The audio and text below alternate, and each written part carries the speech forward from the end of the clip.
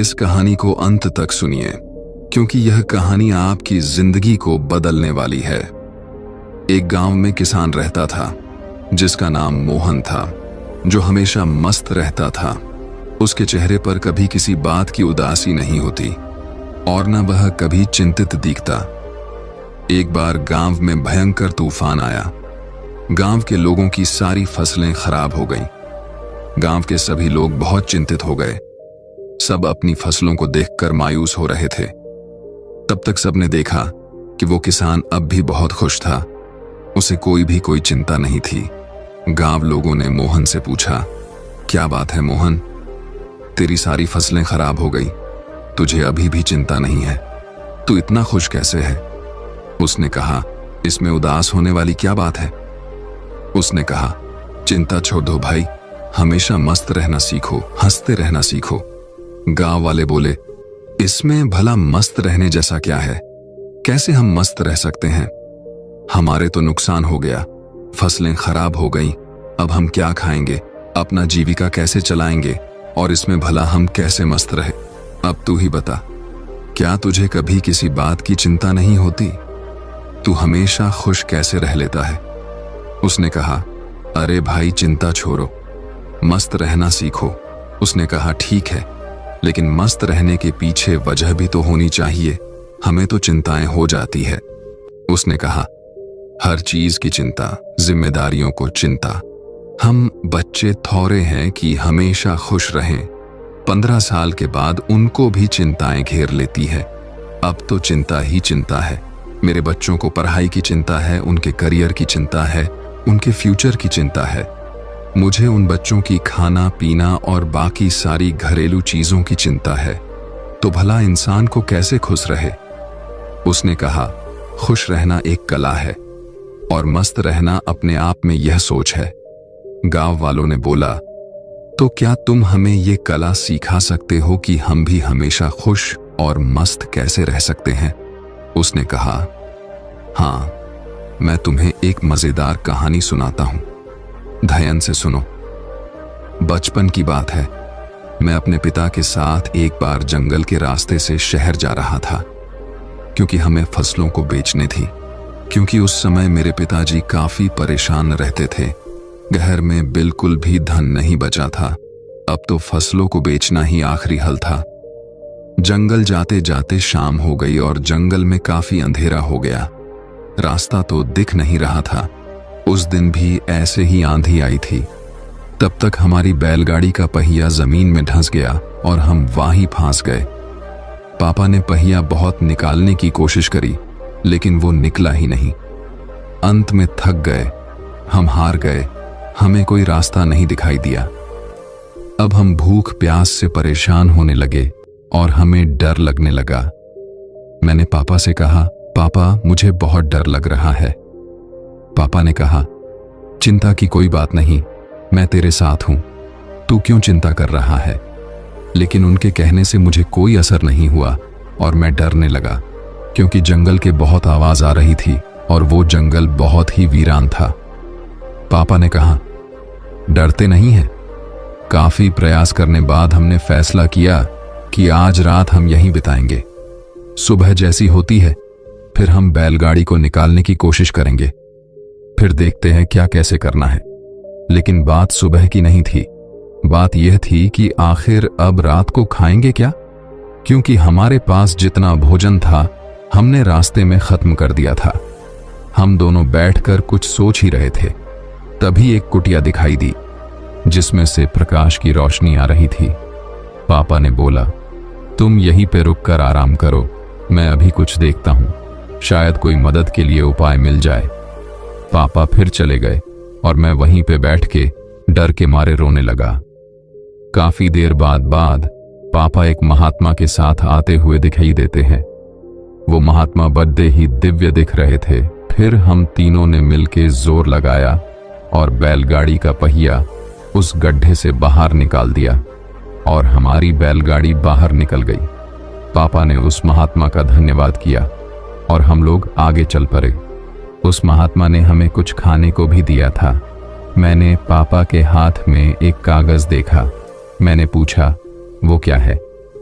लेकिन पापा ने उसके बारे में कुछ भी नहीं बताया। अब हम आगे बढ़ चले। पापा ने बताया नहीं कि महात्मा ने हाथों में क्या दिया था। मैंने उनसे फिर पूछा कि पापा हाथ में क्या है। उन्होंने बोला, कुछ नहीं है, ये तेरे काम की चीज नहीं है। धीरे धीरे काफी समय गुजर गया और हम निकल गए। काफी वक्त गुजर जाने के बाद मैंने पापा से पूछा, पापा उस पत्र में ऐसा क्या था कि जो आप मुझे बताते नहीं हो? तब पिताजी ने कहा, जब मैं इस दुनिया में नहीं रहूं तो मेरे मरने के बाद तुम उस पर्चे को खोलना, लेकिन एक बात और याद रखना, उस पर लिखी बातों को तुम जीवन भर याद रखना और कभी भी भूलना मत। उसने कहा, ठीक है पापा। अब काफी समय गुजर गया। गांव के लोगों ने मोहन से पूछा, वो सब तो ठीक है, लेकिन हमें चिंता क्यों ना हो? हमें तो चिंता होगी ना, हमारी फसलें खराब हो गई। मोहन ने कहा, क्या तुम फसलों को ठीक कर सकते हो? उसने कहा, नहीं। मोहन ने पूछा, क्या तुम दिन को रात बना सकते हो? उसने कहा, नहीं। उसने पूछा, क्या तुम हवाओं को रोक सकते हो? उन्होंने कहा, नहीं। उसने फिर पूछा, क्या तुम बारिश करवा सकते हो? सबने कहा, नहीं भाई नहीं, हम कुछ नहीं करवा सकते, हम भगवान नहीं है। तो उसने कहा, जब तुम्हारे हाथ में कुछ है ही नहीं तो तुम भला चिंता करके क्या पाओगे? सारे किसान सोच में पड़ गए कि यार बात तो सही कह रहा है, इसमें भला ज्यादा चिंता करके क्या होगा। तब मोहन ने कहा, जब हमारे हाथ में कुछ है नहीं तो फिर हम चिंता कर क्या करेंगे? इसीलिए मस्त रहना सीखो और मस्त रहने की आदत डालो, तभी तुम्हारे जीवन में खुशियां आएंगी। तब सब किसान ने कहा, लेकिन उस पत्र में ऐसा क्या लिखा था? क्या तुमने पिता के जाने के बाद उसे खोलकर नहीं देखा? उसने कहा, हाँ, पिता के मरने के बाद मैं बहुत अनाथ हो गया था, कुछ भी अच्छा नहीं चल रहा था, मुझे कोई रास्ता नहीं दिख रहा था कि अब मैं क्या करूं, क्योंकि उस टाइम मेरे पास कोई रोजगार नहीं था और मुझे ये खेती काम इतने अच्छे से आता नहीं था। तभी मेरे दिमाग में आया कि उस पत्र को मैं खोलकर देखूं कि इसमें ऐसा क्या लिखा है। फिर मैंने जब उस पत्र खोला तो मेरी आंखें खुली की खुली रह गईं। सबने पूछा, ऐसा क्या था उस पर्चे में, हमें भी बताओ। किसान ने कहा, उस पत्र में लिखा था कि ये वक्त भी गुजर जाएगा। मुझे इसका मतलब समझ में नहीं आया और उसका मतलब जानने के लिए मैं उस महात्मा के पास गया तो महात्मा ने बताया, ये समय भी गुजर जाएगा। मैंने कहा, ये तो ठीक है, आप तो वही बता रहे हैं जो इस पर्चे पर लिखा है, लेकिन इसका मतलब क्या है? महात्मा ने फिर कहा, ये समय गुजर जाएगा। अब मुझे गुस्सा आया। मैंने फिर से पूछा है, ये क्या मजाक है? मैं इसका मतलब पूछ रहा हूं और आप इस पर लिखी बातों को बार बार मुझे सुना रहे हैं। तब महात्मा ने कहा, तुम अभी परेशान हो, उदास हो, तुम्हें नहीं पता कि ये वक्त है और वक्त गुजर जाता है। ये हालात ऐसे ही नहीं रहेंगे, कुछ समय बाद सब ठीक हो जाएगा, सब कुछ बदल जाएगा और ये परेशानियों के बादल छंट जाएंगे। इसीलिए इस बातों को याद रखो, ये वक्त गुजर जाएगा, वक्त कभी नहीं रुकता, अच्छा बुरा जैसा भी हो वक्त गुजर जाता है। तुमको चिंता करने की कोई आवश्यकता नहीं है, तुम बस खुद को देखो, अपने हाथ को देखो और बस मेहनत करते रहो। धीरे धीरे वक्त जैसा भी हो, समय बदल जाता है।